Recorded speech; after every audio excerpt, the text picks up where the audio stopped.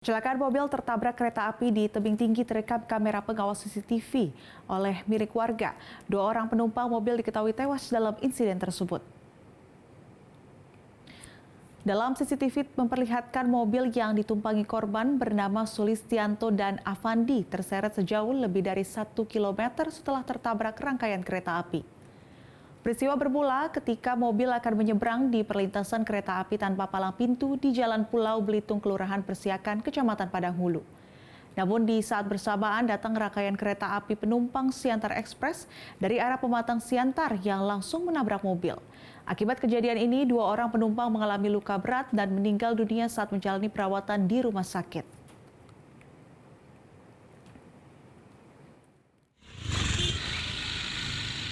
Jelajahi cara baru mendapatkan informasi. Download Metro TV Extend sekarang.